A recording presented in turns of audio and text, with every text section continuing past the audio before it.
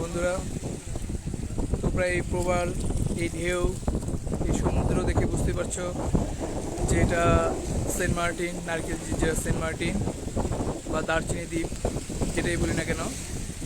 তো আমরা এখন 98 বেস থেকে আমরা এখন এখানে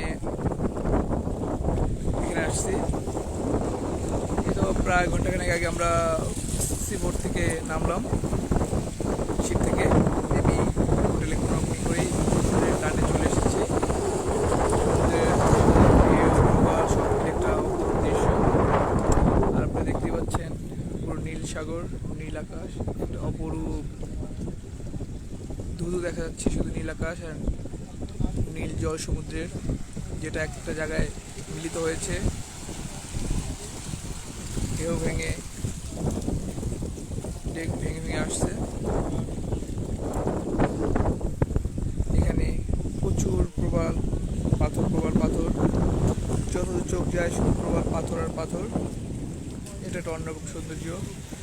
সমুদ্র এখন জোয়ার আসতেছে, তাই পানি বৃদ্ধি পাচ্ছে, আপনি ঢেউ দেখতে পাচ্ছেন। আস্তে আস্তে যেগুলো সব ডুবে যাবে, আবার ভাটার সময় পানি চলে যাবে।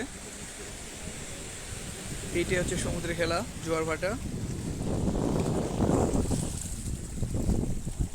আমরা এখন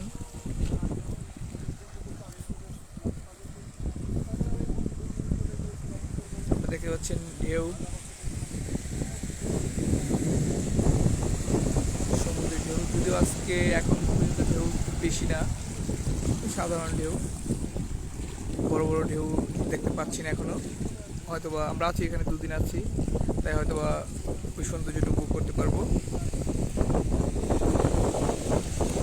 আর আমরা বিকেলে হয়তোবা নিজেরাই বন্ধুদের নিয়ে সবাই মিলে পানিতে লাফ ঝাঁপ দুষ্টমি করবো। এখন দেখতেই পাচ্ছেন নীল সমুদ্র আর নীল আকাশ, যেন মেলুবন্ধন।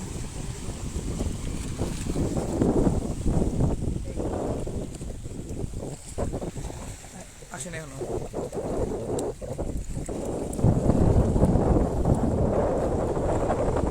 আপনারা ঘরে বসে উপভোগ করুন, যখন সুযোগ পাবেন এখানে চলে আসবেন। মন ভালো করার জন্য মন ভালো হয়ে যাবে। এমন বিশাল সমুদ্র দেখলে এমনি মন বড় হয়ে যায়, বিশাল হয়ে যায়। বিশাল আকাশ দেখলে মন আকাশের মতো বিশাল হয়ে যায়। ভ্রমণ একটা খুবই প্রয়োজনীয় একটা অংশ লাইফের। তা আপনারা আপনাদের লাইফে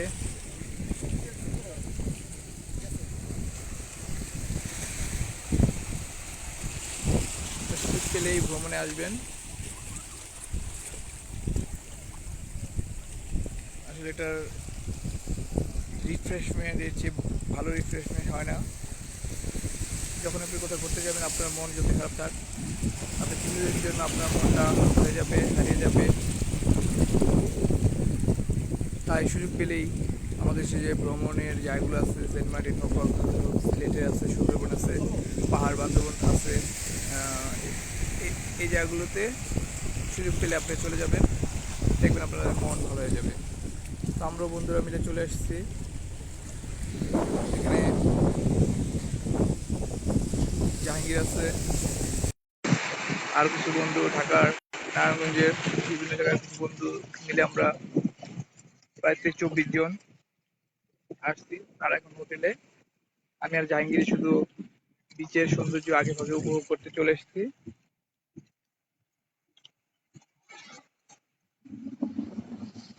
দেখতে থাকুন, এক অপরূপ দৃশ্য। অনেকে গোসল করছে, কারণ সাগরের পার আসলে যদি মন বসে থাকে না, ততক্ষণে সাগরের পানিতে, নোনা পানিতে লাফ ঝাঁপ দেব এমন আগ্রহ থাকে।